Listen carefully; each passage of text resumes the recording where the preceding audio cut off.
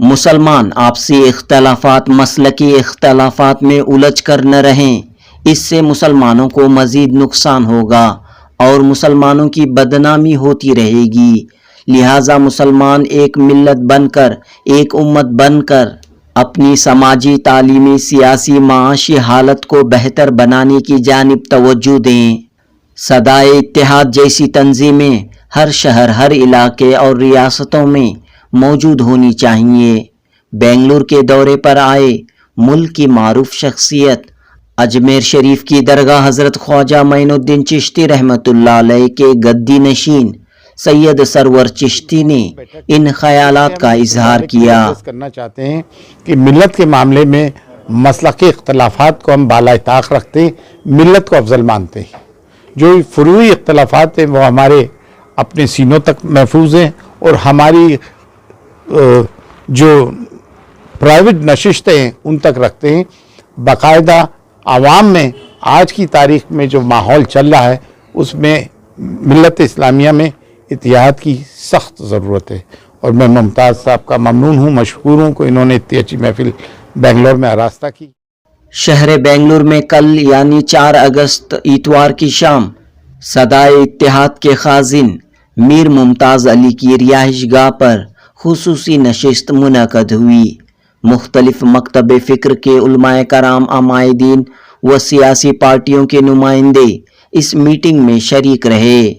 गोरीबिदनूर के MLA KH Puttaswamy Gowda, Karnataka रियासती अक़लियती commission के साबिक चेयरमैन अब्दुल अजीम, कांग्रेस के तर्जुमान निज़ामुद्दीन फौजदार, JDS के state general secretary doctor Syed Roshan Abbas व दीगर सियासी अफराद इस मीटिंग में मौजूद रहे।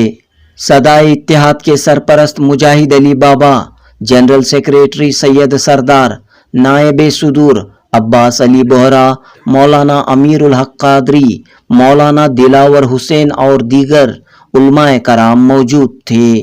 MLA पुट्टस्वामी गौड़ा ने कहा कि किसी भी इलाके के लिए तरक्की, डेवलपमेंट जितना अहम है, अमन इत्तेहाद, यूनिटी, भाईचारा भी अहम है। लिहाजा सब लोग मिलजुल कर रहें। सदाए इत्तेहाद के खाजिन मीर मुमताज़ अली ने कहा कि मुसलमानों में इत्तेहाद और मुख्तलिफ मज़ाहिब के दरमियान इत्तेहाद वक्त की आइन ज़रूरत है। इत्तेहाद की कमी की वजह से मुसलमान एक बड़ी ताकत बनकर उभर नहीं रहे हैं।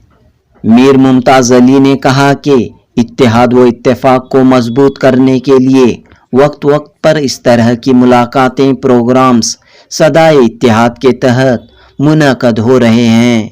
मेहमान खुसूसी सैयद सरवर चिश्ती ने मुसलमानों के मौजूदा मसाइल को ध्यान में रखते हुए काफ़ी कीमती बातें, मशवरे और तजावीज़ इस नशिस्त में पेश किए। जनूबी हिंद न्यूज़ रिपोर्ट। उमर बिन अब्दुल अजीज बुनियादी 2 मकसद थे।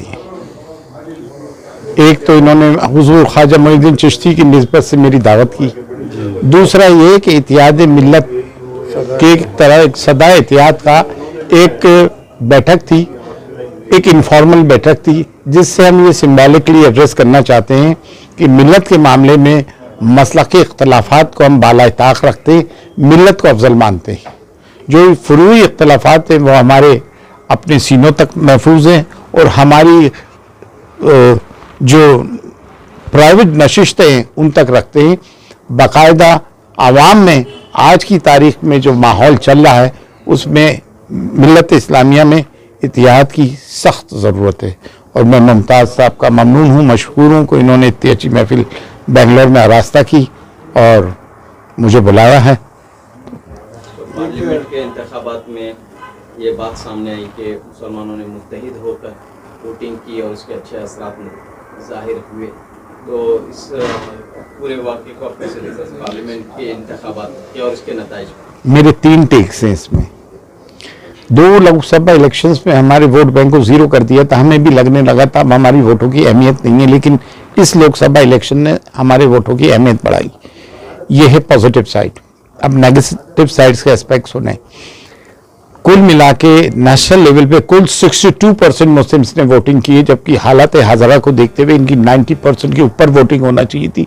मुसलमान अब भी प्रॉपरली नहीं जागा है। तीसरी चीज यह है कि ईविल अभी भी नहीं गया है। 2 ईविल में से चुनना था, हमने एक लेसर ईविल चुन लिया। समझिए, हमारे मामलात हम खुद ही हल करेंगे और जिनको वोट दिया उनकी गर्दन पे घुटने रखकर उनसे काम भी करवाना पड़ेगा। हम सस्ते वोटर्स ना बने। अगर किसी को वोट दिए तो अपनी बातों को भी मनवाना सीखें। ये पॉलिटिकल टेक है मेरा। नुमाइंदगी जो है वो घटती हुई दिखाई दे रही है, कम हुई है पार्लियामेंट मुसलमानों की। देखिए 2-3 बातें हैं इसमें। एक बात तो ये है कि जो सो कॉल्ड सेकुलर पार्टीज है वो भी मुस्लिम टिकट ज्यादा देते हुए डर रही थी। ठीक है, पूरे इलेक्शन में मुस्लिम्स का कहीं नाम नहीं लिया गया सो कॉल्ड सेकुलर पार्टीज से भी। आज भी मॉब लिंचिंग जारी है, जिस तरह से बोलना चाहिए नहीं बोल रहा है, लेकिन थोड़ी बहुत एक स्पेस मिली है, एक राहत मिली है। राहुल गांधी, प्रियंका गांधी जिस तरह से, मुलायम सिंह यादव का वो छोरा जिस तरह से काम कर रहा है, लेकिन जिस तरह से एक वोट बैंक को पैम्पर किया जाता है, जो नाम लिया जाता है लफ्ज़ मुस्लिम, पार्लियामेंट में नाम लिया मुस्लिम का, लेकिन ठीक है, जिस तरह से मुसलमानों की एक हिमायत की जाती है, हम बड़े सस्ते वोट से, उस तरह की हिमायत नहीं की गई। 4-5 लोकसभा इलेक्शंस और देखेंगे, जब जाके हम पॉलिटिकली मैच्योर होंगे और उसका रास्ता इल्म है। हमें ज़ाहिरी इल्म हासिल करना पड़ेगा और मुत्तहदा होकर तमाम मसाइल का हल ढूंढना पड़ेगा। ये बात अच्छी है कि इसमें कम से कम पहली बार मुसलमानों में सियासी शऊर बेदार हुआ है। हज़रत पार्लियामेंट में जो बिल पेश हो रही है वक्फ एक्ट अमेंडमेंट वाली, वो कहीं ना कहीं दरगाहों को और वक्फ के जायदादों को छेड़छाड़ करने की बिल बताई जा रही है, क्या समझते हैं? ये तो उनसे सवाल करें जो बाबरी मस्जिद को तशरी में रखकर आए थे। जब आपने उनकी हर चीज को हिकमत अमली का नाम देके उनकी मदासराई और चापलूसी करी, तो ये दिन तो देखने ही थे। आप सोचते गए चुप रहें, चुप रहें, चुप रहने के नताइज सामने आए। बीजेपी ये बताना चाहती है हमें कम सीट मिल गई, ये तो क्या हुआ, हम आज भी एंटी मुस्लिम एजेंडे पे गामजन है। समझे आप, ये तो हमारी लड़ाई है, हमें खुद लड़ना पड़ेगी। तो क्या करना होगा मुसलमानों को? अब ये वक्त बताएगा क्या करना है। डेमोक्रेसी है, कॉन्स्टिट्यूशन है, वाइब्रेंट कॉन्स्टिट्यूशन है, डेमोक्रेसी हमें इजाजत देती है। जेलों में जाने को तैयार रहो। मसलकी इख्तिलाफात फिर बढ़ते हुए दिखाई दे। नहीं, कुछ नहीं। नहीं, देखिए मसला के अगर मसला के इख्तिलाफात होते तो मुसलमान मुत्तहदा होकर वोट नहीं देते। कौन सा, क्रिश्चियनिटी में so many denominations are there, हिंदुओं में बहुत सारे हैं, लेकिन वो थे हैं और रहेंगे। लेकिन जब वोट डालने की बात आ गई तो इंशाल्लाह मुसलमान मुत्तहदा होकर ही वोट डालेगा। और आपका जो विजिट हुआ है कर्नाटक का दौरा, कहाँ कहाँ जाएंगे? मैं स्कूलिंग से, देखिए डॉक्टर मुश्ताक अली खान साहब ने मुझे बुलाया था, जो स्कूल्स भी चला रहे हैं शिफा हॉस्पिटल वाले, तो मैं मैसूर भी गया, यहाँ भी आया, स्कूलों के दौरे किए और यही कहा कि आधी रोटी खाइए, बच्चों को पढ़ाइए, इल्म लें और बच्चों को आला तरबियत दें। लड़कियाँ ज़्यादा पढ़ रही हैं, लड़के कम पढ़ रहे हैं, उससे हमारी सोसाइटी में इम्बैलेंस हो रहा है। हमारी शादियाँ टाइम पर नहीं हो रही हैं, लड़कियों की, लड़कों की निकाह हो रहा है तो टूट जा रहा है, तलाक़ें हो रही हैं, ये हो रही है। उसकी वजह यह है कि गैर खुफ में हो रहा, कंपैटिबिलिटी नहीं है। अगर अपने माशरे को जिंदा और वाइब्रेंट रखना चाहते हैं तो असराफ भेजा से बचें, शादी ब्याह में कम पैसे खर्च करें और चैरिटी की अब दिशा बदलें। इल्म ज़ाहिरी जो लोग ले रहे हैं, जो दौरे हाजरा के लिए जो स्कूल्स बनाए जा रहे हैं उनको ज़्यादा बढ़ाएं और जो स्कूल बन गए उनमें एक्सेलेंस पैदा करें। हमारे बचपन में जो 10वीं पास मैट्रिक कर लेता था 3rd डिवीजन से तो मिलाद शरीफ होती थी, आज वो दौर नहीं है। आज 95% पे एडमिशन रुक रहा है। तो एक्सेलेंस की तरफ मुसलमान आए तो तमाम मामले हल हो जाएंगे। कुछ दानिशवर परेशान है और इस पर सोच रहे हैं कि बहुत सारी लड़कियां, मुस्लिम लड़कियां मुर्तद हो रही हैं। वो वालिदैन का कसूर है, वो कसूर वालिदैन का है। इसमें दानिशवर क्या करेगा और उसमें सियासी जमात क्या करेगी और उसमें मुस्लिम क़यादत क्या करेगी, उसमें मसलक क्या करेंगे। बच्चियों को तरबियत दो भाई आला, और अगर वो किसी के साथ जा रही हैं तो उसके बजाय तो मैं ये कहूँगा, हालांकि आप कहेंगे कि मैं प्रोग्रेसिव नहीं हूँ, तो फिर उनको घर में बैठाना ज़्यादा बेहतर है। आखिर में क्या मैसेज है कम्युनिटी हालात हाजरा के? मेरा तो यही मैसेज है, पढ़ो लिखो और लड़कों, ये जो लड़के जो है ना, ये रात भर हुक्का पी रहे हैं, हमारे अफीम सी बातें कर रहे हैं, मोटरसाइकिल तेज चला रहे हैं, ड्रॉप आउट परसेंटेज बहुत हाई है। अगर अपनी खाल बचानी है, अपनी आबरू बचानी है, अपनी इज्जत बचानी है और इस देश में 2 नंबर का सिटीजन बन के नहीं रहना, 1 नंबर का बन के रहना है, पढ़ो लिखो, ट्रेडिशंस अपने बुजुर्गों के, असलाफ के, अकाबरीन के नक्शे कदम पे चलो। फिर में सदा इत्तेहाद की सरगर्मियां आपके सामने पेश की गई। बहुत अच्छी बात है, ये वक्त का तकाजा है, ये होना चाहिए और ये काफ़ी अरसे से कर रहे हैं और मैं इसकी पूरी हिमायत करता हूँ। ये ऐन वक्त का तकाजा है। ये चंद लोग हैं, ऊपर लोग जिनकी सिंडिकेट है, उनकी जो रोजी रोटी इससे चलती है कि इख्तिलाफ हो। जैसे बीजेपी गवर्नमेंट की आरएसएस का मामला इसलिए चलता है, वो एंटी मुस्लिम जब तक नहीं करेंगे तो वो उनका मामला कैसे चलेगा। ऐसे कुछ मौलवी जब तक इख्तिलाफ की बात नहीं करेंगे तो उनकी रोटी कैसे चलेंगे। यही मामला है सबसे बड़ा। तो इसी तंजीमें हर इलाके में होनी चाहिए, हर डिवाइड कर रहे हैं सब। रियासत में होनी नहीं तो अब और कितना पिटोगे, कितने जलील होगे, कब तुम्हारी गैरत जागेगी। अब तो जगा गैरत बस ये। हाँ, ಇವತ್ತು ನಮ್ಮ ರಾಜ್ಯಕ್ಕಿರ್ಬೋದು, ನಮ್ಮ ದೇಶಕ್ಕಿರ್ಬೋದು, ಅಭಿವೃದ್ಧಿ ಎಷ್ಟು ಮುಖ್ಯನೋ ಎಲ್ಲ ಸಮಾಜದವರು ಕಮ್ಯುನಲ್ ಹಾರ್ಮೋನ್ ಅನ್ನೋದು ಅದು ಕೂಡ ಭಾಳಷ್ಟು ಇಂಪಾರ್ಟೆಂಟು. ಎಲ್ಲ ಸಮಾಜ, ಎಲ್ಲ ಧರ್ಮದವರು, ಎಲ್ಲ ಜಾತಿ ಸಮುದಾಯಗಳು ಕೂಡ ಯಾವುದೇ ಭೇದ ಭಾವ ಇಲ್ಲದೆ ಜೀವನ ಮಾಡುವಂಥದ್ದು ಭಾಳಷ್ಟು ಮುಖ್ಯ. ಯಾವಾಗ ಸೋದರತ್ವ ಭಾವನೆ ನಮ್ಮ ಭಾರತೀಯರಲ್ಲಿ ಎಲ್ಲರಲ್ಲೂ ಒಂದೇ ಅನ್ನೋದು ಬರ್ತದೋ ಆಗ ನಮ್ಮ ದೇಶದ ಪ್ರಗತಿ ಸಾಧ್ಯ ಆಗುತ್ತದೆ. ನಮ್ಮ ಭೇದ ಭಾವ ಇದ್ಕೊಂಡೇ ಹೋಯಿತು ಅನ್ನೋ ದೇಶದಲ್ಲಿ ಪ್ರಗತಿ ಸಾಧ್ಯ ಆಗೋದಿಲ್ಲ. ಅದಕ್ಕೋಸ್ಕರ ದೇಶದ ಅಭಿವೃದ್ಧಿ ದೃಷ್ಟಿಯಿಂದ, ಎಲ್ಲರ ಶಾಂತಿ ಮತ್ತು ಸೌಹಾರ್ದತೆ ದೃಷ್ಟಿಯಿಂದ ಎಲ್ಲರೂ ಕೂಡ ಒಂದೇ ಭಾವನೆಯಿಂದ ಭೇದ ಭಾವ ಇಲ್ಲದೆ ಬದುಕಬೇಕಾದದ್ದು ಇವತ್ತಿನ ಇದರಲ್ಲಿ ಅತ್ಯಂತ ಅವಶ್ಯಕವಾಗಿದೆ. ಇವತ್ತೆಲ್ಲರಿಗೆ ಬೆಟ್ ಆಗಿದ್ದಾರೆ ಸರ್. ನೀವು ಧರ್ಮಗುರು ಇದ್ದಾರೆ, ಎಲ್ಲರೂ ನಿಮ್ಮ ಕಲೀಗ್ಸ್ ಇದ್ದಾರೆ, ಏನು ಡಿಸ್ಕಷನ್ ಮಾಡಿದ್ರು? ಧರ್ಮಗುರುಗಳು ಅದೇನೆ, ಅವರ ಯಾವುದೇ ಧರ್ಮಗುರುಗಳು ಆಗಲಿ ಅವರಿಗೂ ಬಯಸೋದಷ್ಟೇ ಶಾಂತಿ. ದೇಶದಲ್ಲಾಗ್ಬೋದು, ಸಮಾಜದಲ್ಲಾಗ್ಬೋದು ಶಾಂತಿಯನ್ನು ಬಯಸ್ತಾರೆ ಧರ್ಮಗಳು. ಅದೇ ಥರ ಇವತ್ತು ಅಜ್ಮೀರ್ನಿಂದ ಗುರುಗಳು ಬಂದಿದ್ದರು. ಅವ್ರ ದರ್ಶನ ಮಾಡ್ಕೊಂಡು ಹೋಗೋಣ ಅಂತಲೇ ಇವತ್ತು ನಾನು ಬಂದಿದ್ದೆ. ಅವ್ರ ದರ್ಶನ ಆಯಿತು ಮತ್ತು ಅವ್ರ ಆಶೀರ್ವಾದವನ್ನು ಪಡ್ಕೊಂಡಿದ್ವಿ. ಅವರು ಕೂಡ ಎಲ್ಲರೂ ಕೂಡ ಏಕೀಭಾವದಿಂದ ಜೀವನ ಮಾಡಬೇಕು, ದೇಶದ ಜನ ಅಂತ ಭಾವಿಸುವಂಥವ್ರು ಗುರುಗಳು. ಅದೇ ಸಂದೇಶವನ್ನು ಇವತ್ತು ಅವ್ರು ನೀಡಿದ್ದಾರೆ. ಅದರಿಂದ ನಾವು ಕೂಡ ಅಷ್ಟೇ ಗೌರಿಬಿದನೂರು ಕ್ಷೇತ್ರದ ಎಲೆಕ್ಷನ್ನಲ್ಲಿ ಗೆದ್ದಾದ ನಂತರ ಪ್ರಥಮ ಆದ್ಯತೆ ಪ್ರತಿಯೊಬ್ಬರು ಕೂಡ ಈ ಒಂದು ನಮ್ಮ ತಾಲೂಕು ಸರ್ವ ಜನಾಂಗದ ಒಂದು ತೋಟ ಅಂತ ಏನು ಕುವೆಂಪು ಅವರು ಹೇಳಿದ್ದಾರೆ, ಆ ಥರ ನನ್ನ ತಾಲೂಕು ಇರಬೇಕು ಅಂತ ಬಯಸಿ ಆ ಥರಕ್ಕೆ ಅದನ್ನ ಬೆಳವಣಿಗೆಗೆ ನಾನು ಹೆಜ್ಜೆ ಆಗ್ತಾ ಇದ್ದೀನಿ. ಎಲ್ಲರನ್ನೂ ಒಂದುಗೂಡಿಸ್ಕೊಂಡು ಯಾವುದೇ ಭೇದ ಭಾವ ಇಲ್ದಂಗೆ ಪ್ರತಿಯೊಬ್ಬರು ಹಣ್ಣ ತಮ್ಮದ ರೀತಿಯಲ್ಲಿ ಭಾವೈಕ್ಯತೆಯಿಂದ ಬಾಳೋದಕ್ಕೆ ನನ್ನ ತಾಲೂಕಿನ ಪ್ರಥಮ ಆದ್ಯತೆ ಕೊಟ್ಟಿದ್ದೀನಿ. ನಾನು ತಾವು ಇಂಡಿಪೆಂಡೆಂಟ್ ಆಗಿ ಗೆದ್ದು ಬಂದಿರುವುದು ಹೇಗೆ ಸಹಕಾರ ಅಲ್ಪಸಂಖ್ಯಾತರಿಂದ ತಮ್ಮ ಕ್ಷೇತ್ರದಲ್ಲಿ ತಮಗೆ?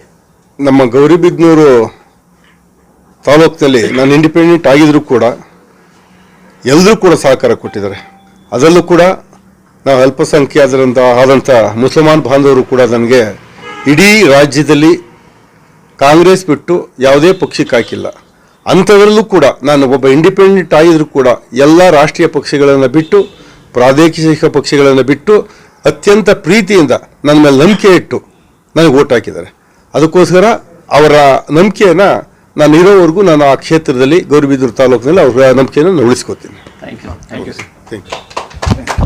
फिर सदा इत्तेहाद के तहत ये इजलास हुआ है, क्या बातें सामने आई हैं और क्या पैगाम यहाँ से जा रहा है? देखिए, हमारे सदा इत्तेहाद का अगराज़ व मक़ासिद में यह है कि हम तमाम मसालिक के लोगों को एक छत पे जमा करा के इत्तेहाद क़ायम करना है. अपने अपने अक़ाइद अपने अपने घरों में रखें, अपने दिलों में रखें. आप जो करना आप अपने घर में करिए.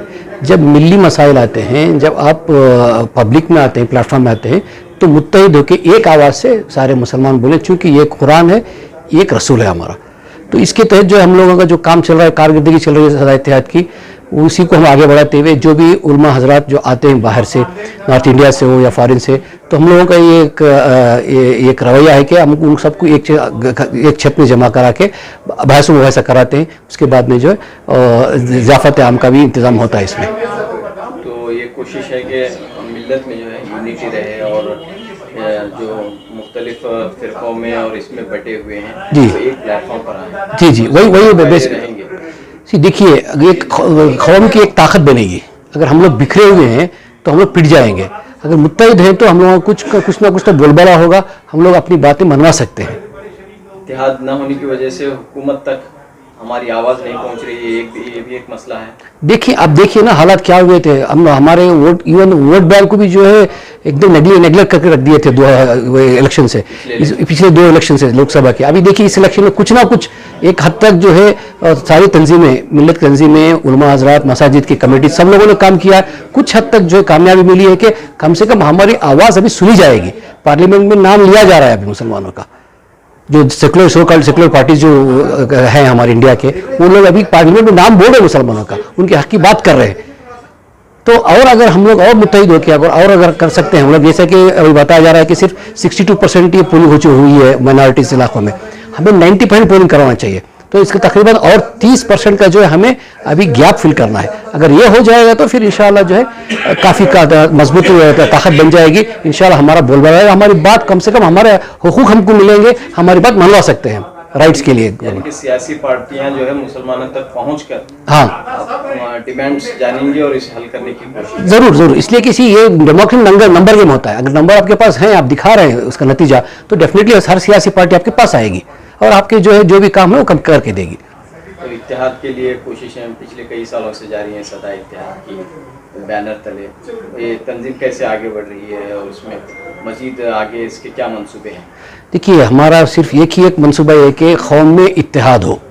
पहले जो है मसालिक में इत्तेहाद होना चाहिए, उसके बाद में जो है दूसरे मज़ाहिब के साथ भी इत्तेहाद करना चाहिए। इसलिए कि हम लोग जो है यहाँ एक कॉस्मोपॉलिटन सोसाइटी में रहते हैं इंडिया में, तो इवन दूसरे जो हमारे नॉन मुस्लिम ब्रदर्स हैं उनके साथ भी हम लोगों को इत्तेहाद से रहना चाहिए। यहाँ से सदियों से चला आ रहा है गंगा जन तहजीब, इसी को हम लोगों को आगे लेके जाना है। कुछ वर्षे से हालात बिगड़ गए थे, उसको हम लोगों को उसमें सुधार लाना हमारा काम ज़रूरी है। ये सदा इत्तेहाद का वही एक मकसद है। इंशाअल्लाह इसमें हम लोग कोशिश जारी रखेंगे आगे। एमएलए साहब भी यहाँ पर आए आपकी दावत में? हमारे गौरवीदनूर के एमएलए पुटसाम गौड़ा साहब भी आए थे हमारी दावत पे। उन्होंने भी काफ़ी सराहा है कि जो आप लोग जो इत्तेहाद का काम कर रहे हैं, इत्तेहाद जो है सारे कौमों में इत्तेहाद ला रहे हैं, तो एक बहुत अच्छी बात है। वो भी बहुत सराह के गए हैं।